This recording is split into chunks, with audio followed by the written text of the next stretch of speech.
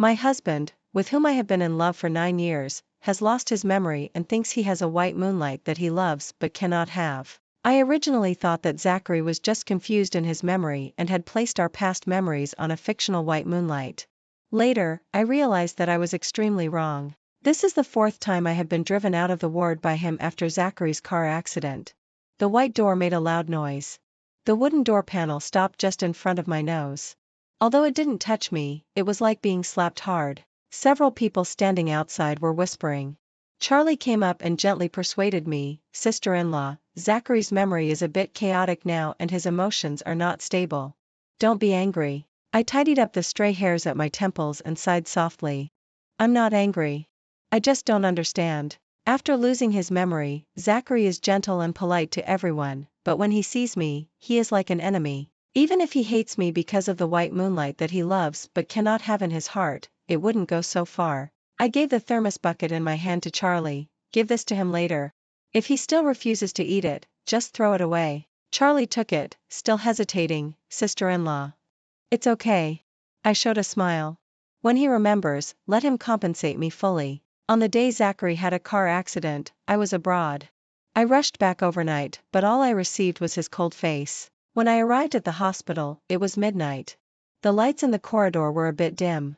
The long corridor, empty and without anyone, inexplicably showed an indifferent and lonely atmosphere. When I pushed open the door, Zachary was still awake. He was sitting on the bed in a hospital gown, with a circle of gauze around his forehead. His face was pale and expressionless. He was completely different from the him I usually saw. Zachary met my eyes. Before I could speak, a huge noise exploded behind me.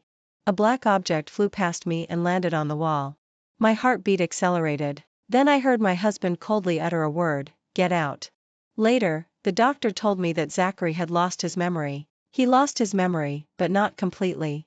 He forgot me as his wife, but still remembered our past when we were in love and those trivial times when we were young. However, he attributed these memories to a non-existent white moonlight. The white moonlight accompanied him in starting a business, accompanied him through the toughest days, and accompanied him step by step until now. But she didn't marry him. I don't know what kind of role Zachary has arranged for me that makes him extremely disgusted as soon as he sees me, but I'm not angry. After all, it is me who has been with him for 9 years. It is me who accompanied him from school uniforms to wedding dresses. It is also me who accompanied him from youth to maturity. He can't have a white moonlight. I am so certain.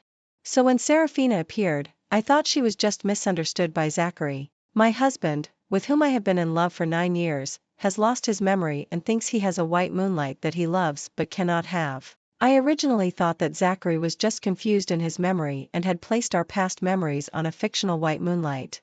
Later, I realized that I was extremely wrong. This is the 4th time I have been driven out of the ward by him after Zachary's car accident. The white door made a loud noise. The wooden door panel stopped just in front of my nose. Although it didn't touch me, it was like being slapped hard. Several people standing outside were whispering. Charlie came up and gently persuaded me, "Sister-in-law, Zachary's memory is a bit chaotic now and his emotions are not stable. Don't be angry." I tidied up the stray hairs at my temples and sighed softly. "I'm not angry. I just don't understand." After losing his memory, Zachary is gentle and polite to everyone, but when he sees me, he is like an enemy. Even if he hates me because of the white moonlight that he loves but cannot have in his heart, it wouldn't go so far. I gave the thermos bucket in my hand to Charlie. "Give this to him later. If he still refuses to eat it, just throw it away." Charlie took it, still hesitating. "Sister-in-law. It's okay." I showed a smile. "When he remembers, let him compensate me fully." On the day Zachary had a car accident, I was abroad. I rushed back overnight, but all I received was his cold face. When I arrived at the hospital, it was midnight. The lights in the corridor were a bit dim. The long corridor, empty and without anyone, inexplicably showed an indifferent and lonely atmosphere. When I pushed open the door, Zachary was still awake. He was sitting on the bed in a hospital gown, with a circle of gauze around his forehead. His face was pale and expressionless. He was completely different from the him I usually saw. Zachary met my eyes. Before I could speak, a huge noise exploded behind me. A black object flew past me and landed on the wall. My heartbeat accelerated. Then I heard my husband coldly utter a word, "Get out." Later, the doctor told me that Zachary had lost his memory. He lost his memory, but not completely. He forgot me as his wife, but still remembered our past when we were in love and those trivial times when we were young. However, he attributed these memories to a non-existent white moonlight. The white moonlight accompanied him in starting a business, accompanied him through the toughest days, and accompanied him step by step until now. But she didn't marry him. I don't know what kind of role Zachary has arranged for me that makes him extremely disgusted as soon as he sees me. But I'm not angry. After all, it is me who has been with him for 9 years. It is me who accompanied him from school uniforms to wedding dresses. It is also me who accompanied him from youth to maturity. He can't have a white moonlight. I am so certain. So when Serafina appeared, I thought she was just misunderstood by Zachary. I did try to tell Zachary.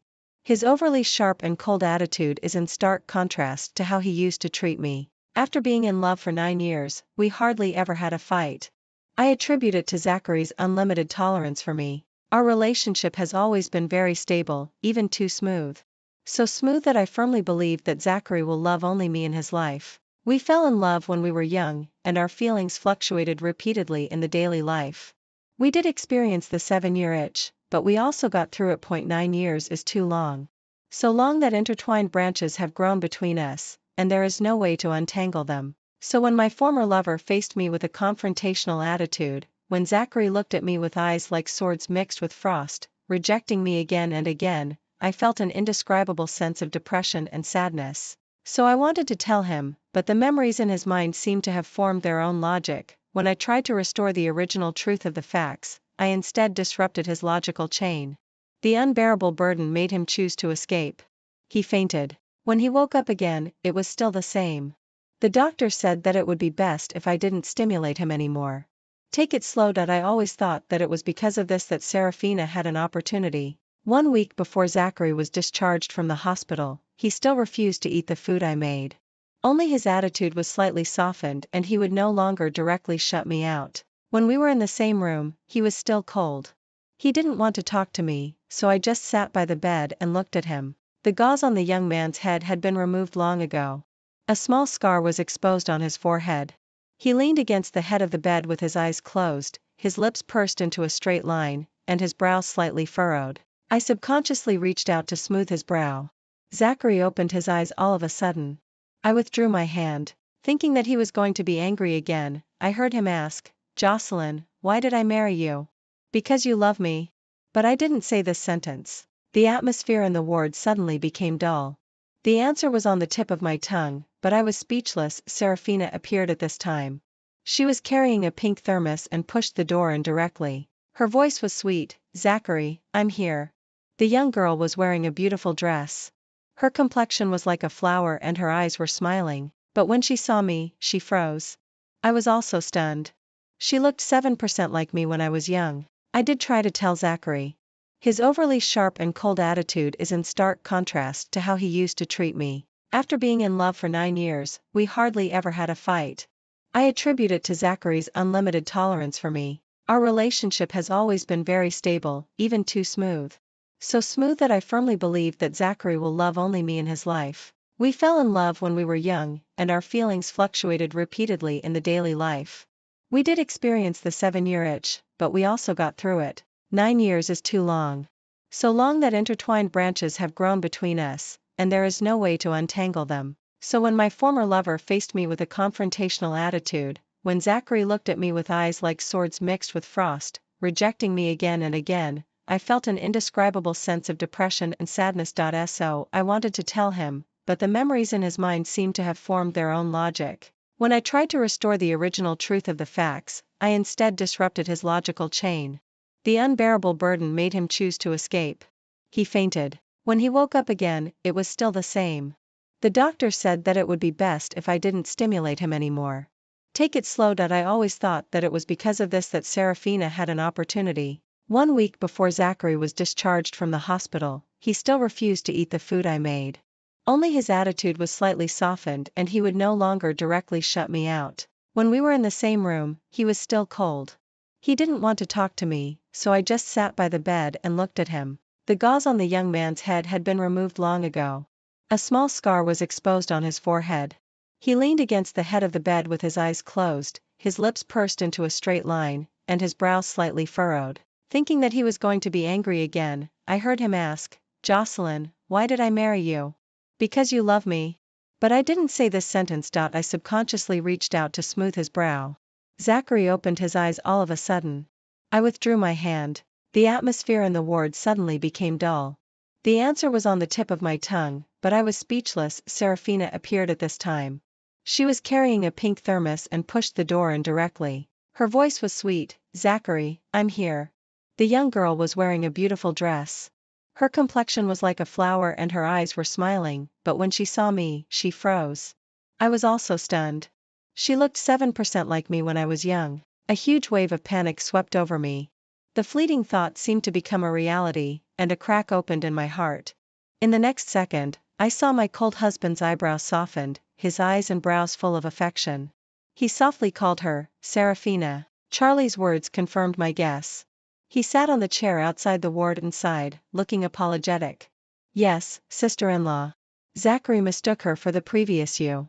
The matter was so absurd that I found it a little ridiculous. When did it start?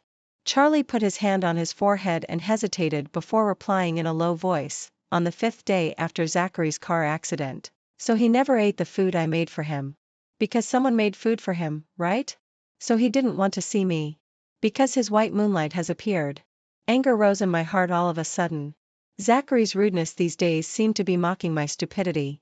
This ridiculous situation was like an absurd comedy. "Charlie, are you crazy?" My interlocked knuckles turned white. "He imagined a white moonlight, and you actually found one for him." Charlie sighed again. His gaze was heavy, and there was something in his eyes looking at me that I couldn't understand. "Sister-in-law, it's wrong of me to hide it from you, but this person wasn't found by me. Rather, it should be said that Zachary found her himself." I subconsciously wanted to refute him. But Charlie just lowered his head and sighed again. "He discovered it by accident. In the afternoon, there were people talking in the ward. He heard Zachary's soft laughter among them. At first, he thought it was me and thought that Zachary had remembered something. The conversation stopped. But it was a strange yet familiar face that pushed the door and came out. He and Serafina were stunned at the same time. Zachary stood in the room and called out to him. When he turned his head, Serafina quickly left. He asked Zachary who that was. Zachary lowered his eyes and replied, "Lover." When I pushed the door and entered the room again, the original conversation suddenly stopped. Two pairs of eyes focused on me. For a moment, the atmosphere in the room was extremely awkward. Zachary's gaze on me was still cold. Serafina was sitting by the bed, and the spoon in her hand froze in midair. Zachary ate along with her without changing his expression and then asked me again, "What are you doing here? What am I doing here?" I didn't look at him. My gaze fell on Serafina. She averted her eyes and shrank back. Immediately, Zachary stood in front of her. I almost laughed in anger. "Zachary, what are you doing again? I know I shouldn't be angry with him. He's just confused." But seeing him instinctively protecting another person, I still couldn't control my temper. "Don't forget that we are legally married. I can't tell the truth and can only restrain him with this kind of title." Zachary's expression changed again and again. "Serafina, you go out first." Serafina behind him paled a bit. Zachary turned back and gave her a reassuring smile. She immediately felt at ease. She put down the bowl, walked past me sideways and didn't look at me. The door of the room was closed by her. Once again, only Zachary and I were left in the room. I bit my lip and clenched my hand hanging by my side into a fist. "Jocelyn." His voice was flat. "Let's get a divorce." With all my strength, I restrained myself from rushing up and slapping him. "Zachary has just lost his memory, not his mind." I can hardly imagine such a sentence coming out of his mouth. I could only tightly grip the hem of my skirt. After a long time, I squeezed out a sentence from between my teeth. "Why? She has been with me for so long and deserves a proper status." Zachary lowered his eyes. "I was originally going to marry her. She accompanied me through thick and thin from having nothing. I just don't know why I ended up marrying you by mistake. Sorry, but it's clearly me who has been with you for so many years." The doctor's advice was like a curse, sealing the words I wanted to say. If only I were calmer. At least I could reason with him calmly or come up with a better way and take it slow without irritating him. But when that breath reached my chest, all the cold treatment and grievances of these days erupted. Like a sulky child, I looked at him and said word by word, "If you want me to divorce you, you are dreaming." The door of the ward was closed with a loud bang. Leaning against the door, I felt so powerless for the first time. I never thought Zachary would mention divorce to me, nor did I expect it to be for such a white moonlight. Zachary rarely said harsh words to me. In the most impoverished times, the two of us huddled in a leaking house, warming each other with our body heat. At that time, everything was terrible. He was cheated of money, his partner ran away, and he alone shouldered the debt. We couldn't afford the electricity bill. In winter, we only had a thick and heavy quilt. The water in winter was icy cold. He wouldn't let me touch the water. All the housework related to water was taken care of by him. His originally beautiful hands were covered with chilblains. But even though life was so difficult, he still didn't forget to give me a necklace on my birthday. The silver necklace was actually not expensive, just 100 or so yuan. For him burdened with debt, it was already a luxury. I was annoyed that he didn't actually need to spend such a large sum to buy me a gift. He just smiled and rubbed my face, then kissed me. He said, "Jocelyn, I must let you live a good life. Jocelyn, I will always love you. But now," he said, "Jocelyn, let's get a divorce." I was only angry with Zachary for one day. Thinking that he just had a memory disorder, I felt that I was also wrong and shouldn't be so fussy with a patient. When I came the next day with his favorite Yangchun noodles, Serafina was there again. She seemed bolder after being caught. The younger girl similar to me was intimate with Zachary. When I came, she was talking to him. Clearly there was no one else in the ward, but the two were still very close, whispering intimately. Zachary listened with a hint of smile at the corner of his eyes, just like when he listened to me before. It was an eyesore. I knocked on the door hard, interrupting the warmth. The smile at the corner of Zachary's eyes disappeared immediately. His look seemed frozen. I was stung and lost my mood. "I made Yangchun noodles for you." I lifted the thermos bucket and shook it, forcing a smile. "It's what you used to love the most." "No need." Zachary was aloof. "I've eaten." I noticed the pink thermos on the cabinet and a hint of lingering fragrance in the air. It seemed that a part of the memories between him and me had been snatched away by Serafina again. Anger surged up. Miss Song had better have some sense of shame. My gaze fell on her face, eyes as sharp as knives. Occupying something that doesn't belong to you is not glorious. Serafina's face paled a little. She opened her mouth to speak, but Zachary had already spoken up to defend her first. "If Miss Jiang isn't here to talk about divorce, then please leave." "I won't divorce." Zachary interrupted me. "I don't love you." He said it so calmly that I almost believed he didn't love me. "It shouldn't be like this." I bit my lip tightly. "Zachary. You will regret it." Zachary was discharged from the hospital. He didn't tell me. I went to the ward but found it empty. Only when I called Charlie did I learn that he had been discharged.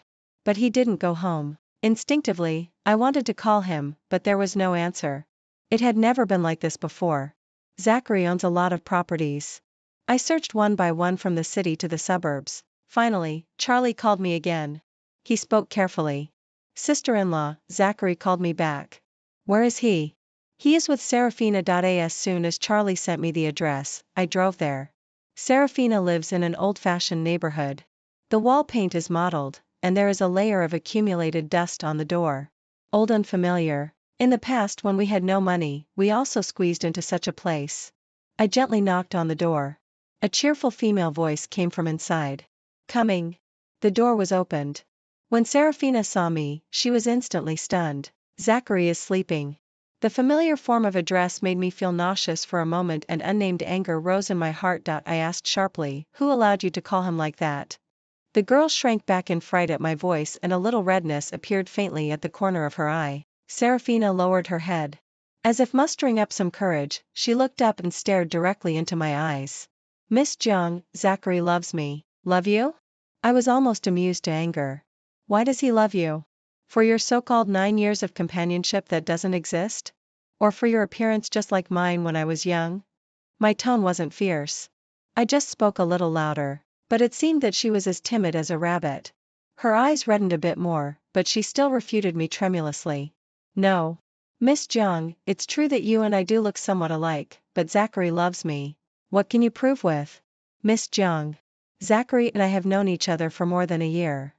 Before I could carefully analyze the meaning in her words, Zachary came out of the room. The man was wearing a loose and somewhat inexpensive white t-shirt. A few strands of hair at his cheeks were sticking up. He was drowsy and overlapped with his appearance at the age of 20. After Zachary became rich, the clothes on his body would never be less than 4 figures. I stared at him in a daze, then quickly, forcefully, and with a resounding slap, I hit Serafina. The crisp sound spread in the not-so-large rented room. Almost in an instant, I was pushed to the ground by a strong force. The things in the living room were very messy. I fell on a pile of sharp objects, and my hand was also scratched by a broken corner of the coffee table. Warm liquid dripped down, and wisps of pain spread from the wound. I just stared blankly at this somewhat glaring bright red. Zachary comforted Serafina. When he turned around and was about to scold me, he froze in an instant when he met my eyes. I'm actually not delicate at all. It's just that I was spoiled by Zachary before. He held me like a precious jewel. If I was injured even a little bit, he would be on high alert. I laughed at him for being too nervous about me. He just smiled, hugged me in his arms, and sighed softly. My Jocelyn has endured so much hardship with me. It's only right for you to be a little delicate. Jocelyn, don't get hurt anymore, okay? You will always be the most important. Tears dropped one by one, blossoming a dark splash on my skirt. I saw Zachary subconsciously let go of Serafina's hand and was about to rush towards me. In my teary eyes, a kind of joy arose. But in an instant, it quickly disappeared. Serafina hugged him from behind, tightly sticking to his back, and called him mournfully, Zachary. Zachary's movements suddenly stopped. A trace of confusion flashed across his face, and he stood there helplessly. My heart softened. In the next second, he fell heavily to the ground. Zachary never thought he had lost his memory. Because only the memories about me and Serafina in his mind were jumbled. For me, they were jumbled. But for him, his memory was complete. Charlie couldn't persuade him to accept treatment from a psychologist, and neither could I. The doctor said not to stimulate him all at once but to take it slowly. This seemed like an unsolvable problem. I couldn't move forward nor retreat. I was worried that he would be too stimulated, and I was also afraid that he would remember too late. I could only look forward to him remembering me sooner and sooner every day. But this time, it failed again. When Zachary regained consciousness, Serafina was faster than me. She quickly opened the door and threw herself into Zachary's arms. Zachary didn't push her away. I leaned against the doorframe and watched them coldly. Zachary raised his eyes. When he met my eyes, he suddenly reached out. Serafina was pushed staggering. She turned around and saw me, and tears immediately fell. When Zachary saw her crying, he hurriedly wiped her tears and asked her softly, "What's wrong?" I can't bear to see such a warm scene. I interrupt by saying, "Miss Song, I want to talk to you." Serafina is like a frightened rabbit. The originally reddened eyes are on the verge of shedding tears in an instant. She subconsciously looks at Zachary. Zachary hesitates for a moment. "Don't worry. We'll be outside. Go." Zachary pats Serafina's hand comfortingly. "If there's anything, just call me." Serafina nods heavily. I just find it ironic. Can I eat her up? 12 The red mark on half of Serafina's face hasn't disappeared yet. I really hit her hard. There are still tears hanging at the corner of Serafina's eyes. She looks pitiful, like me but also not like me. Miss Song said that you and Zachary have known each other for more than a year. What does that mean? Serafina may not have expected me to be so calm. She lowers her head, folds her hands, and is silent for a while. After a long time, it seems that she musters up courage. "Miss Jeong, Zachary really loves me. I know you two have known each other earlier, and I also know that I look a bit like you, but he definitely loves me. Miss Jeong, Zachary is just restrained by marriage. If it weren't for you, we would have been together long ago." Serafina's cheekiness far exceeds my imagination. Does Miss Song have any mental illness? I cross my arms and retort coldly. Serafina's face turns pale at my words. "Miss Jeong." She purses her lips. "In August last year, your grandma passed away. You kept calling Zachary. He kept comforting you, but he didn't come back. Because he was with me, Jocelyn." A little smile hooks up on the face of the disguised little white rabbit. It seems that she has found my sore spot. There is a hidden pleasure in the smile. Throughout last year, Zachary was with me, traveling around the world. I almost slap her again. But Serafina covers her face first. With a weak voice, she calls out Zachary. The people in the ward quickly stand in front of her, their faces as frosty as frost. My hand freezes in midair and then falls back. Zachary doesn't scold me. He just glances at me and then leads Serafina by the hand and takes her back to the room. I have no intention of arguing with him anymore. I call Charlie and ask him to come and help watch Zachary. When I get back in the car, a strange number suddenly sends a screenshot of a Weibo post.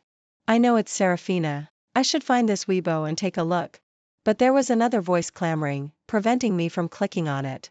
People's sixth sense always comes inexplicably. A great panic emerged out of thin air. I knew that if I really searched for this Weibo post, perhaps Zachary and I would never be able to go back. I still went to look. The pictures on Weibo crushed my last bit of delusion. Every picture and text with detailed dates can find a corresponding scene in my memory. The 7-year itch that I thought I had safely passed through. I thought it was just a small episode in the years to come. I thought Zachary just needed time to find his heart back. So I gave him enough space. We loved too smoothly. Just that year. A year later, he became the previous Zachary again. At that time, I was still very happy. I thought it was just that love had turned into a part of family affection. We were still each other's only one. But I was so stupid. Those trivial details of that year were gradually magnified. The time of that year was replayed like a revolving lantern. The emotions that I had carefully hidden once again resurfaced. I had to accept a fact. Zachary whom I love, Zachary whom I thought would absolutely never betray me, Zachary who has been entangled with me for more than 10 years, he cheated. They met last year. Serafina joined Zachary's company.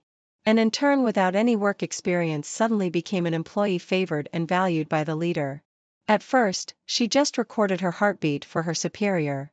A young girl is in love, but it's just a silent crush, but later she found out that the person she likes is also favoring her. The two gradually came together. Zachary took Serafina to many places. They went to see the sunrise in the sea of clouds, the sunset by the sea, saw the aurora in northern Europe, saw the solitary smoke in the desert, and saw. In the name of business trips, they almost went to all the plans that were once recorded in my memo. I planned countless times and fantasized enthusiastically about the scenes where Zachary and I went to these places. We want to take a lot of pictures. Record every moment. But he is very busy. I always thought he was very busy. When making excuses became a habit, I stopped mentioning it. It's just that I didn't expect that he had actually been there. With another person who is like me. Walking through every place I yearn for. Not me. When they were watching the aurora in northern Europe, it was March. The chill of early spring had not yet dissipated. Wearing a thick cotton-padded jacket, I stuffed myself into a house full of heating. When I called him in a daze from a fever, he and Serafina were standing under the gorgeous aurora and replied vaguely to me, "Go to sleep early." A good sleep will make it all better. I will come back early. They went climbing and watched the sunrise together in May. The date on Weibo is marked as May 27th. Golden light leaped out from the clouds and appeared in the world resplendently. That day, I worked overtime all night. When the morning light was faint, I couldn't help but send a message to complain to him. He replied very quickly. I was surprised and delighted. I asked him why he got up so early. He said that he went climbing and watching the sunrise with his colleagues. He lied. He only went there alone with Serafina, but at that time, I believed him. I said, "Then you have a good time with your colleagues." Going to the seaside was in June. Serafina posted many photos. Many of them were taken by Zachary for her. Their island trip lasted for a long time, from the middle of the month to the end of the month. During this time, it was exactly when my grandma passed away. People's birth, old age, sickness and death are all common sense, but the pain of losing a close relative still made me unable to get out of it for a long time. But during this sad time, Zachary was not by my side. Now I know. He was looking at the sea with Serafina. The Weibo stopped in December last year. Then in April this year, it started again. Every meal Serafina made for him. Their intimate selfies in the ward. And some trivial and warm little things. The top Weibo was posted in June last year. There is only one sentence. Hope to marry you soon. My world collapsed suddenly. I was awakened by the ringing of the phone from my sleep. It was Zachary who called. Jocelyn. His voice was a little hesitant. Let's talk. If only it had been earlier. Much earlier. This sentence came too late. No need. My voice was hoarse. Zachary, let's get a divorce. The exhalation on the other end froze instantly. Your voice. It doesn't matter. I interrupted him dejectedly. Didn't you say you wanted a divorce? I agree. There was a long hesitation on the end. I heard his breathing on the phone. It grew heavier and heavier. Finally, I heard him say, "Okay." Zachary's divorce agreement was delayed for about 10 days. I didn't urge him. During this period, I didn't look for him again. There was only an unrefusable dinner party. In the Vanity Fair, interests were deeply intertwined. He had to bow to me. I agreed. When entering the banquet hall with his arm in mine, it was just like before. We carried wine glasses and shuttled among the crowd, talking with all kinds of people. I always maintained an appropriate smile and played the role of a model couple with Zachary. When we finally had a moment of leisure, I suddenly asked him, "Isn't Serafina angry?" Zachary suppressed his smile. The corners of his mouth tightened into a straight line. After a long silence, he asked me softly, "Jocelyn, are we?" The latter half of the sentence was lost in his throat. The confusion on his face was only for a moment. Then he sighed again. "Forget it. I'm sorry. I'm sorry for you. You are certainly sorry for me. Not just this. When he remembers. He will then know exactly what he has done." When leaving the hotel, Serafina was waiting for Zachary at the door. The wind was strong at night and there was still some chill. Wearing a white dress, she stood alone in the night, looking delicate and pitiful. Zachary immediately shook off my hand and trotted over to put his coat on her shoulders.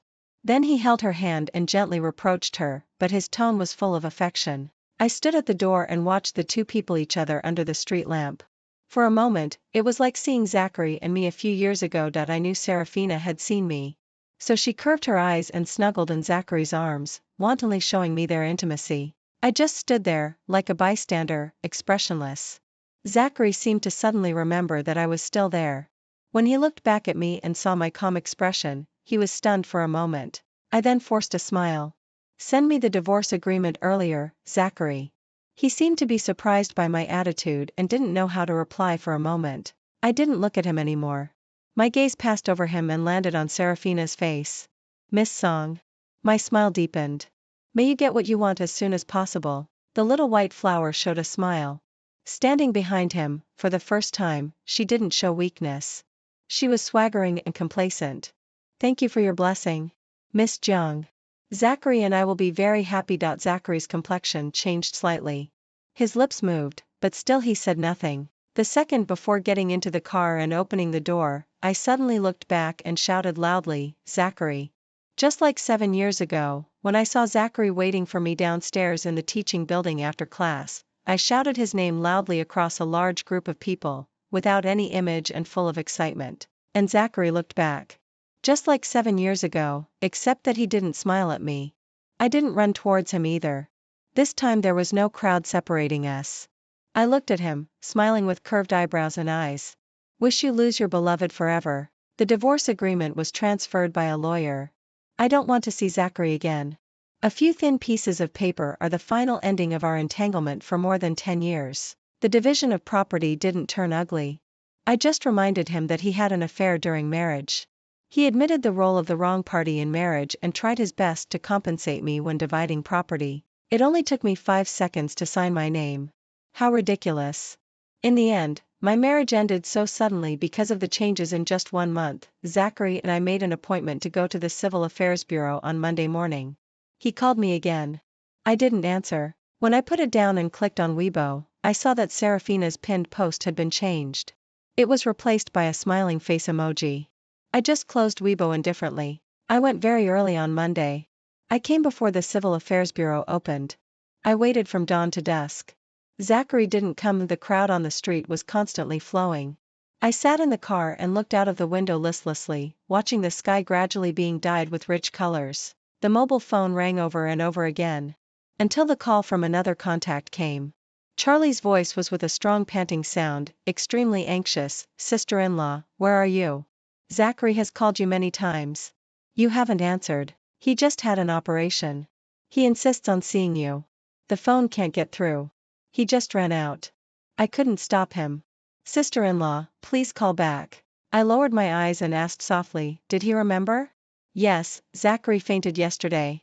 When he was sent to the hospital, the doctor said that an operation needed to be arranged. It was just finished today." The street lights lit up one by one. As the lights were just coming on at dusk, it was time to return home.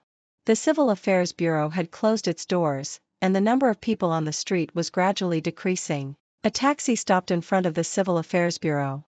A familiar figure rushed out in a panic from the car. Tall and thin, wearing a hospital gown, with one of the slippers on his feet lost while running. He stood on the road looking around in a daze. I rarely see Zachary in such a sorry state. After the age of 25, he became President Joe, respected by everyone. He was always in control of everything and always calm and composed. Even when he lied to me, he didn't find me and picked up his phone to call me again and again. Over and over. Charlie's call hadn't been hung up yet. When he called, all he could hear was the mechanical female voice repeating continuously. I watched as his expression collapsed little by little. He looked empty and lonely in the vast twilight. I watched as his emotions collapsed little by little, with pain entangling him all over. Looking at his reddened eyes, hunched back, and ridiculous outfit, I laughed silently. "We are going to get a divorce," I said softly. "Don't call me sister-in-law anymore." The person on the other end of the phone was startled. Just as he was about to say something, I cut off the call. The car started and drove away from this place all at once.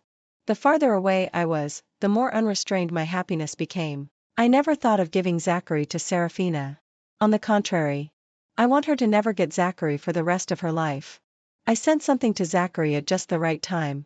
Something that was enough to overturn all his perceptions. I should be glad that I was once stupid enough to preserve the memories so perfectly, thinking that when we were old, we could still recall the past together. Before, I cared about him and followed the doctor's advice, afraid of stimulating him. Now I'm not afraid anymore. Zachary called me like crazy. I didn't answer any of his calls. He sent me messages again, long and short compositions that were annoying to read. I didn't go home and stayed in a hotel. A colleague from the company said that Zachary had come looking for me. She told him that I was on vacation. At the moment when the plane to Iceland was about to depart, I answered Zachary's call. He seemed unexpected. His heavy breathing fell on my ear. He spoke carefully. "Jocelyn?" "Yes." I fiddled with the tassel on my bag and replied softly, "When will you come home?" His tone even contained a hint of flattery, as if he was just coaxing a sulking child. By gently turning the page, everything could be treated as if it didn't exist. How could it be? That was 9 years. The intertwined branches made me at a loss, so I chose the most resolute way. Those years of memories and time turned into knives. It cuts between us so deeply that it's bleeding profusely. Every break is filled with blood and tears. How can it be decent? The bond is so deep that when we part, it will be torn apart into pieces. I never thought that one day we would come to such a point. Nor did I think that I would hate Zachary so deeply. "Don't call anymore," I said softly. "When the divorce date is set, we'll see each other again." I hung up the phone immediately. The suitcase made a small rolling sound on the ground as I boarded the plane to Iceland. When I arrived, the snow had not melted yet. On the 3rd day after my arrival, there was another heavy snowfall. My cousin who has settled in Iceland took time to accompany me in having a snowball fight. The two of us, almost 30 years old, were like when we were young, wrapped up like a ball and nimbly shuttled through the snow. Finally, tired from playing, I simply lay down in the snow. The falling snowflakes landed on my face and immediately melted.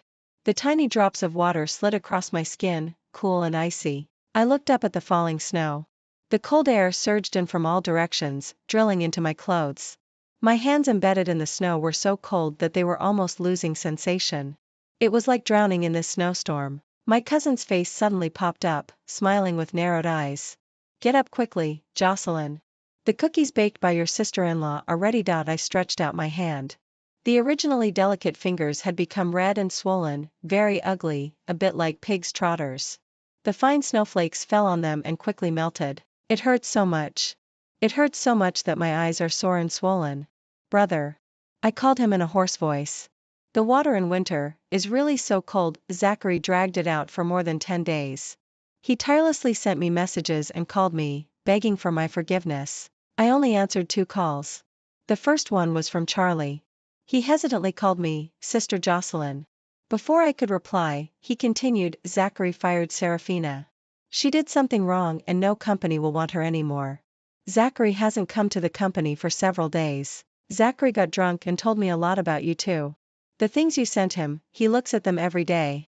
Zachary said he knows he was wrong. Sister Jocelyn." I didn't reply, and Charlie just kept talking. Zachary got drunk again yesterday. His voice suddenly became hoarse. He cried, Sister Jocelyn, I have never seen Zachary look so vulnerable before. Obviously you were so good before. That's 9 years. Sister Jocelyn, Zachary said he is waiting for you to come home. There will never be a second 9 years in this world when someone accompanies him from obscurity to success. There will never be a second me who loves him passionately and sincerely with all my courage for so many years. We are the only ones engraved in each other's bones. When we part, it is bound to be a bloody mess. But still, I don't want him anymore. It is he who has changed his heart. It is he who has cheated. It is he who has done wrong. I would rather he change his heart completely than find someone who looks 7 points like me to disgust me. He can't not know how much I hate cheating. But he still did it. Those who lose me will lose me forever. The second call I received was from Zachary. After 15 days of stalemate, he seemed to finally realize that I really would never look back. He sent a new divorce agreement. When I received it, I was curled up in a chair in front of the fireplace, holding the black tea boiled by my sister-in-law, warm and drowsy. I mustered up my energy and flipped through it. Zachary was even more generous than before. He almost gave me most of his property. So when his call came, I answered it, Jocelyn.